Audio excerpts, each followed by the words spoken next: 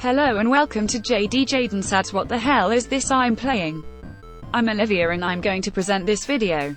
So let's take a look at the Atari 8-bit range introduced in 1979 and revised in 1983 into the cost-reduced XL and later XE ranges. Well, what's the game we're going to look at, I hear you think?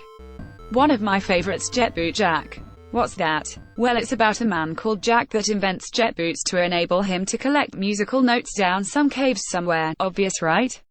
Okay, yes, I know that's really leery. But bear with me, the game is quite a challenge. If you can see past the fact it's a side platformer with a limited range of action and scope for replay. Let's take a look at the monsters. Well, you have the spiders, nothing unusual there. Then there's these cheeky monkeys. Okay, not that scary. Then there's, oh my goodness. Well, there's those funny, sort of phallic-looking things that hang down off the ceiling. Look if you can bear to look at them. There's around 3 types: the wiener-looking one, the spearminty night-armor one, and the COVID-19-looking one. Then there's the, what would you call this? The triangle with eyes legless crab thing? Then there's the skull one. They must be like some kind of life forms, who knows, but they're not the only danger to Jack. Then there's the numerous stalactites, the moving platforms and the lethal lifts that can come crashing down on your head at any time. Jack's jet boots have a very dangerous flaw. At the bottom of the screen is a fuel gauge readout. If you run out, the game ends. This kills you. I'm not sure why. If it was real, how would this be fatal?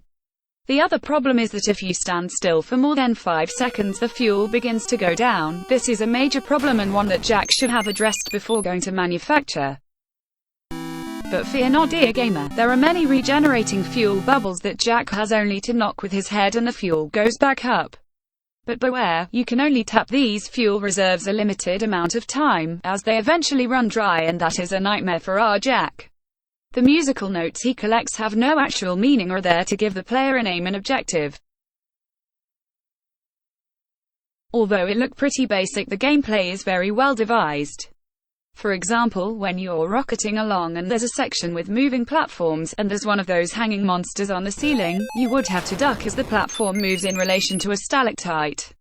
Equally, when you have low fuel and if you just burn in one direction, you'll just run out and the game ends.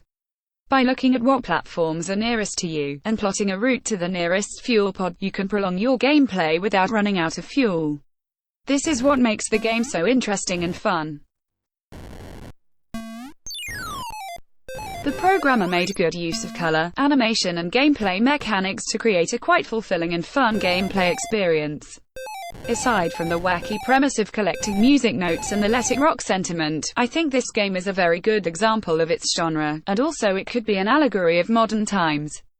People zooming around on electric scooters, listening to music and coming off on the sharp end of an unknown unseen danger. That is so 2021. So how to play? Well, you have to move Jack to either the left or right, ducking under the stalactites, and either going up or down the lifts, which can kill you if you are stood too close to them as they move. The levels are made up of many different sections which are inhabited by monsters or some kind of cave wildlife. They can be dodged, or killed by hopping directly overhead on top of them. This makes them fall off the ceiling, killing them and giving you points.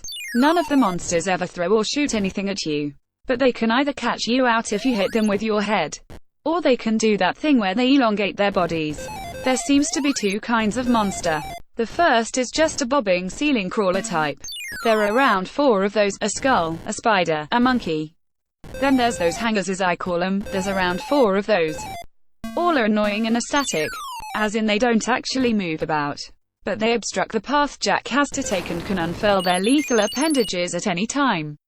Also, the fuel pods, if not totally depleted by the end of each section, add your bonus points at the end of each level.